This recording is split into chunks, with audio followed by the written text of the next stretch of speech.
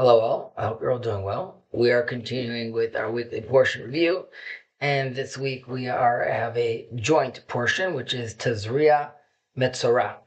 Tazria comes from the word seed. Metzora is one who is diseased, but it's known as biblical leprosy.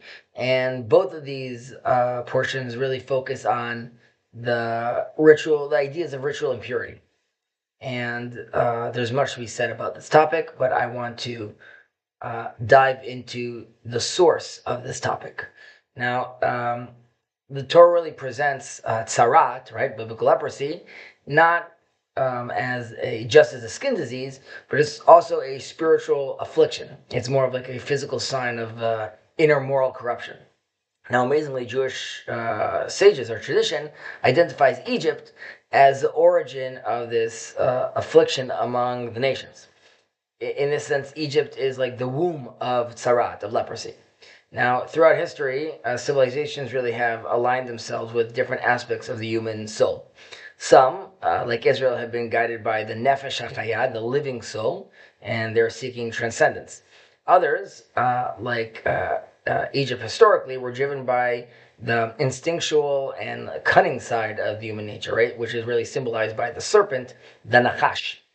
Now, we could even see this contrast in the words of the prophet, right?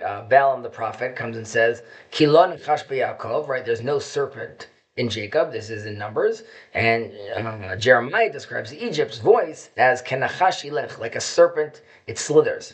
This is in Jeremiah, of course. Now, Egypt really revered the serpent, and it placed it on the Pharaoh's forehead, right, on the crown.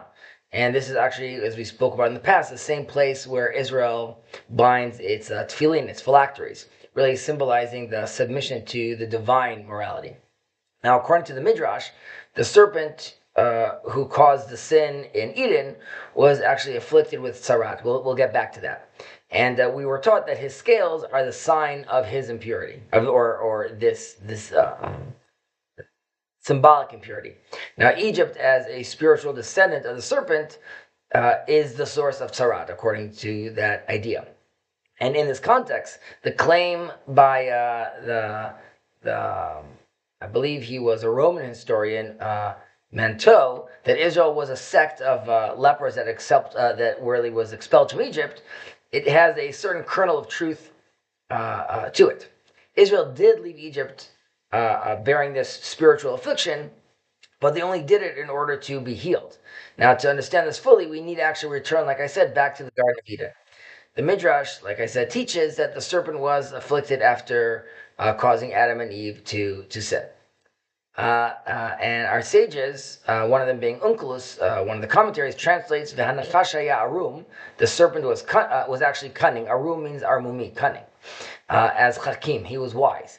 The serpent then really symbolizes a dimension of the human psyche, right? Natural intelligence, instinctual wisdom, the drive to manipulate and survive. This part of the man we call in Hebrew the sechel hativi, the natural intellect, right? It's not evil in itself. It can develop talents and it can innovate. It can also solve a lot of problems. But when it functions without a higher moral guidance, it actually becomes more dangerous. And it's really the root of spiritual impurity. So the serpent really represents this imbalance: wisdom without any ethics, strategy without any compassion. Now, in contrast, the nefesh hachaya, the living soul, reaches beyond nature, right? It seeks morality, connection, transcendence.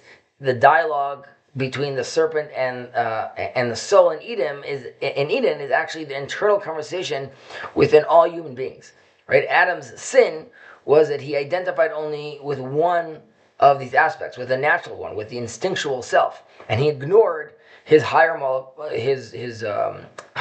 calling. And a beautiful insight of this is found actually in the numerical difference between the word nachash, serpent, and nefesh, soul, which is 72, which is the gematria, or like I said, the numerical equivalency of chesed, kindness, or grace. And chesed is really what bridges the instinct and the spirituality. This is what's missing. This is the element that was missing that transforms raw intelligence into actual moral greatness. And when Israel left Egypt, they weren't just escaping slavery. They were actually leaving behind the spiritual serpent, the cultural cunning without consciousness properly.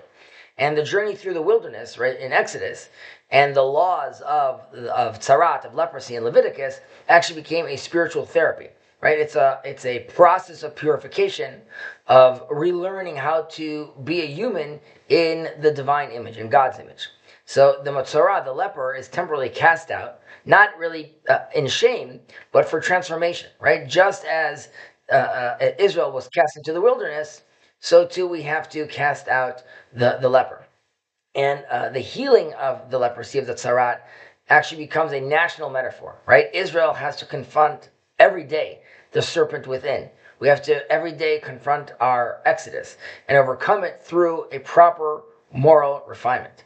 And we have to realize how not only is that our mission, but it's really the mission of the whole world for world rectification and as we could all together transcend. Shabbat Shalom.